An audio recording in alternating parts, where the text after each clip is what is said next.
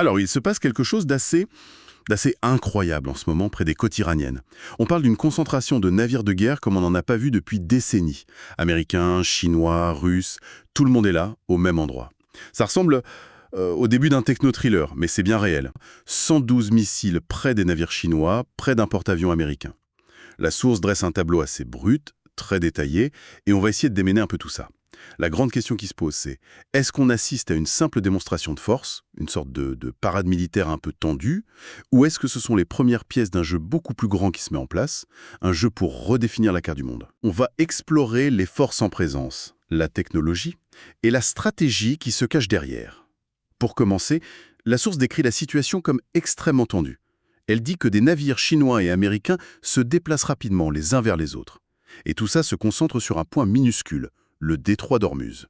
Pourquoi cet endroit précis? C'est une poudrière. C'est tout le paradoxe de ce détroit. Géographiquement, c'est un goulot d'étranglement, à peine quelques dizaines de kilomètres de large. C'est minuscule sur une carte. Exactement. Mais économiquement, c'est une véritable autoroute mondiale. La source utilise une formule très efficace pour ça. Elle dit 1 baril sur 5 du pétrole mondial passe par là. 1 sur 5. Oui, et ça, ce n'est pas une simple statistique. Ça veut dire que si ce passage se ferme, même, disons, 48 heures, l'impact est immédiat et planétaire. On pense tout de suite à la flambée des prix à la pompe, bien sûr. Ah, mais c'est bien au-delà de ça. On parle de chaînes d'approvisionnement qui se brisent net, d'usines qui s'arrêtent, que ce soit en Asie ou en Europe. C'est une crise économique potentiellement fulgurante. C'est l'artère jugulaire de l'économie mondialisée. Voilà. C'est pour ça que la présence d'une telle force navale à cet endroit précis n'a rien, mais rien d'anodin. Le moindre incident peut avoir des conséquences démesurées. Et les forces en présence sont colossales. D'un côté, le groupe aéronaval américain, avec en son centre l'USS Abraham Lincoln, que la source décrit comme une ville flottante. Et de l'autre, cette alliance Chine-Russie, qui vient prêter main forte à l'Iran.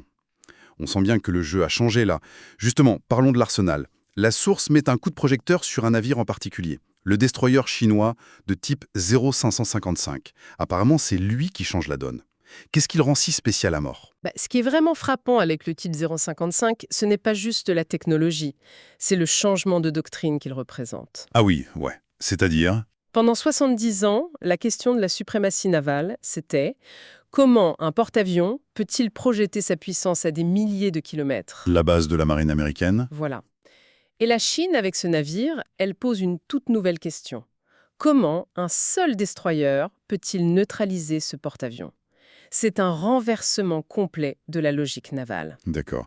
Mais concrètement, qu'est-ce qu'il a à bord qui fait si peur? La source est très précise là-dessus. D'abord, sa puissance de feu brut. Il possède 112 cellules de lancement vertical, les VLS. Donc, 112 missiles? 112 silos, oui, capables de tirer des missiles quasi simultanément. C'est une salve monstrueuse. Et surtout, il ne tire pas n'importe quoi. La source parle de missiles comme le YG-18, surnommé les tueurs de porte-avions.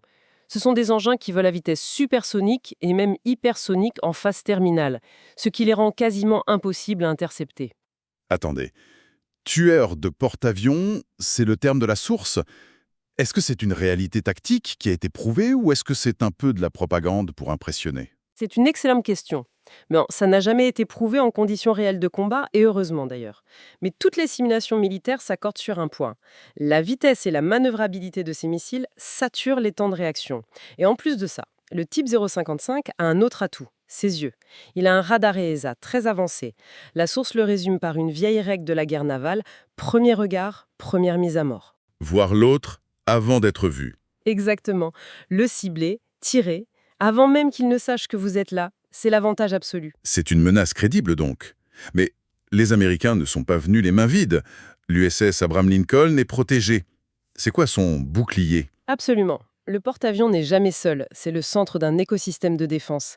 Il y a ses propres avions, des chasseurs furtifs F-35C. La source mentionne d'ailleurs un incident où un F-35 a abattu un drone iranien. Oui, le 3 février 2026. Ça montre qu'ils sont en alerte maximale. Mais sa principale protection, ça vient de son escorte. Plusieurs destroyers de pointe de la classe Harley Burke. Ils forment son bouclier. Et ces destroyers, ils sont équipés du fameux système de défense Aegis, réputé infaillible. Et réputé très, très performant, en tout cas. Le système Aegis, c'est un dôme de protection antimissile incroyablement sophistiqué. Mais la source soulève le point faible théorique de n'importe quel système de défense, l'attaque de saturation. C'est là que les 112 missiles chinois entrent en jeu. Précisément, la source pose la question. Peuvent-ils arrêter 200 missiles à la fois? C'est l'image du gardien de but face à 100 pénaltys tirés en même temps. Même le meilleur ne peut pas tout arrêter. La stratégie chinoise, c'est de submerger le système Aegis, de lui lancer plus de menaces qu'il ne peut en traiter. La source semble très convaincue par cette menace. Mais on peut imaginer que les systèmes comme Aegis sont constamment mis à jour, non? Est-ce qu'on ne sous-estime pas un peu la capacité de réponse américaine? C'est le cœur du débat stratégique. Bien sûr que les capacités de l'Aegis sont en partie classifiées, mais la physique reste la physique. Un intercepteur prend un certain temps pour atteindre sa cible. Le système a un nombre fini de guidages. La source met en lumière cette nouvelle réalité mathématique du combat naval. Si l'attaquant lance plus de missiles très rapides que le défenseur n'a d'intercepteur, le bouclier finit par céder. Et il suffit qu'un seul passe. Un seul de ces tueurs de porte-avions, et les dégâts sont catastrophiques. Sans oublier que les destroyers américains, aussi des missiles de croisière Tomahawk, eux, capables de frapper l'Iran, c'est un équilibre de la terreur très, très instable. On a donc ce face-à-face technologique, cette tension. Mais tout ça se déroule dans un cadre particulier. La source explique que ça coïncide avec un exercice naval annuel, la ceinture de sécurité maritime. Chine, Russie, Iran. Qu'est-ce qui rend cette 8e édition si différente et dangereuse? C'est le diable qui est dans les détails. La source insiste sur le fait que cette année, l'exercice semble différent. Il est plus grand, plus complexe, mais le point crucial, c'est l'utilisation de munitions réelles. Ah oui, Des tirs de missiles, de torpilles, d'artillerie. Quand vous faites ça à quelques encablures d'un groupe aéronaval américain qui est lui-même sur les dents, un exercice se transforme en provocation. Le risque d'erreur, de calcul, de malentendu est immense. c'est le fameux scénario du marin nerveux que la source évoque. Exactement. Et ce n'est pas de la science-fiction, hein. Imaginez un jeune opérateur radar de n'importe quel camp. Il est en poste depuis 8 heures. Au milieu de la nuit, la mer est saturée d'échos électroniques, avec des missiles réels qui volent pour un exercice. La pression doit être énorme. Colossal.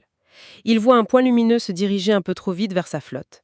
Est-ce un missile de l'exercice qui a un problème? Est-ce une attaque? Il a quelques secondes pour prendre une décision qui pourrait déclencher une guerre mondiale. La technologie a tellement accéléré le combat que le temps de la réflexion humaine a presque disparu. C'est ça le vrai danger. Donc, au-delà de l'exercice et du risque d'accident, la source suggère que la Chine joue une partie beaucoup plus longue, plus réfléchie. Elle mentionne un navire de recherche, le Dan Jiao, qui était là bien avant les autres. C'est un détail fascinant, ça. Qu'est-ce qu'il faisait là? C'est un de ces détails qui, une fois qu'on me remarque, change toute la perspective. Officiellement, sa mission, c'était d'étudier les poissons et les rochers. Bien sûr! Évidemment. Mais la source est formelle, hein. C'est un navire espion. Et sa mission, c'était de faire de la cartographie sous-marine de très haute précision. Il a passé des mois à scanner les fonds marins de la mer d'Oman. Dans quel but? Préparer un débarquement? Non, pour quelque chose de bien plus discret et mortel. Préparer le terrain pour les sous-marins. Un sous-marin nucléaire d'attaque, c'est un prédateur. Pour être efficace, il doit connaître son terrain de chasse par cœur. Les canyons où se cacher, les couches d'eau qui brûlent les sonars. Les points d'embuscade. C'est exactement ça. En cartographiant la zone, la Chine prépare des points d'embuscade pour ses sous-marins afin qu'ils puissent, si nécessaire, traquer et couler une cible de très haute valeur. Comme un porte-avions. Comme un porte-avions, ça prouve que leur présence n'est pas une simple réaction. C'est une stratégie planifiée sur le très long terme. On voit la planification. On pourrait penser que tout se joue ici, dans le détroit. Mais la source suggère autre chose, de plus malin.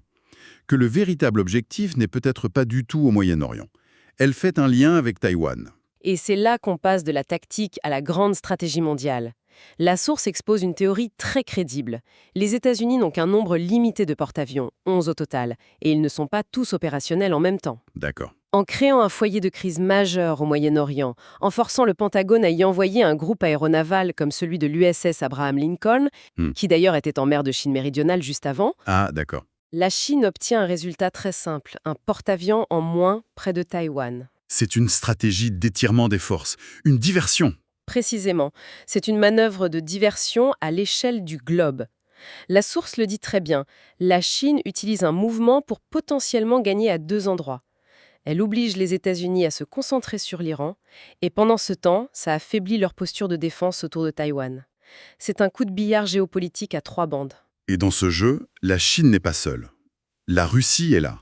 On pourrait penser qu'ils apportent juste quelques navires, mais leur contribution serait d'une autre nature. Exactement. La Russie apporte une compétence où elle excelle, la guerre électronique. La source explique qu'ils ont des systèmes capables d'aveugler les radars américains et de brouiller les signaux GPS. C'est dévastateur, ça. C'est absolument dévastateur.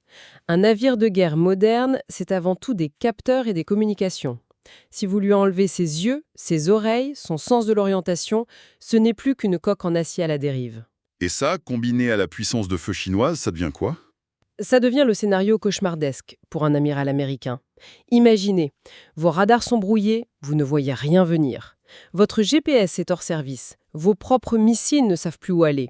Et pendant ce temps, un destroyer Type 055, guidé par ses propres systèmes ou par des infos russes, vous tire dessus à pleine capacité.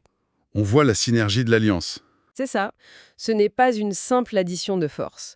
L'Iran fournit la position stratégique, la Chine apporte la masse et la puissance de feu, et la Russie fournit la compétence pour permettre à cette puissance de frapper une cible aveugle. C'est une menace combinée, bien plus grande que la somme de ses parties. Tout cela nous amène à une expression très forte utilisée par la source. Elle parle de l'émergence d'un nouvel ordre mondial. Ce n'est pas un peu excessif comme terme? C'est peut-être un peu grandiloquent, mais ça capture l'essence de ce qui se joue.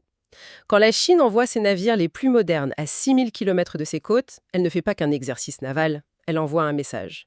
Le message, c'est que son ambition de devenir une marine en haute mer, une marine capable d'opérer partout, est devenue une réalité. La fin du monopole américain sur les océans. Voilà. Pendant 30 ans depuis la chute de l'URSS, la marine américaine a régné sans partage. C'était la norme. En se positionnant comme un acteur militaire incontournable au Moyen-Orient, une chasse gardée américaine, la Chine déclare que cette époque est révolue. Donc, le nouvel ordre mondial, ce serait le passage d'un monde unipolaire dominé par les USA à un monde multipolaire? C'est exactement ça. Un monde avec plusieurs pôles de puissance qui se font concurrence. Et la source suggère que ce qui se passe dans le détroit d'Ormuz, c'est la manifestation physique de ce basculement. Ce n'est plus un concept théorique pour experts, ce sont des navires, pleins de missiles qui se font face et matérialisent cette nouvelle compétition pour l'influence mondiale. Si on fait le bilan, la source nous a brossé un tableau qui fait vraiment froid dans le dos. On a les rivalités entre grandes puissances, des armes de pointe des deux côtés, des enjeux économiques qui concernent la planète entière, et tout ça est comprimé dans un espace minuscule. C'est une recette pour le désastre. C'est l'expression « baril de poudre » qui revient dans la source, et elle est particulièrement juste. On a sans doute affaire à l'impasse navale la plus dangereuse depuis la fin de la guerre froide. Et ce qui la rend si instable, c'est que les règles sont en train de s'écrire en direct. Pendant la guerre froide, il y avait des lignes rouges, des protocoles. On se connaissait. On se connaissait. Aujourd'hui, on a de nouveaux acteurs avec de nouvelles technologies et une volonté de bousculer l'ordre établi. C'est beaucoup plus imprévisible. L'analyse de la source est brillante, sur la technologie, la stratégie, mais elle conclut sur une pensée qui ramène tout à une échelle beaucoup plus humaine, et c'est peut-être le plus inquiétant. En effet, et c'est un point fondamental. On a passé notre temps à parler de grandes stratégies, de décisions prises à Washington, à Pékin. On a parlé de satellites, de radars, de missiles hypersoniques.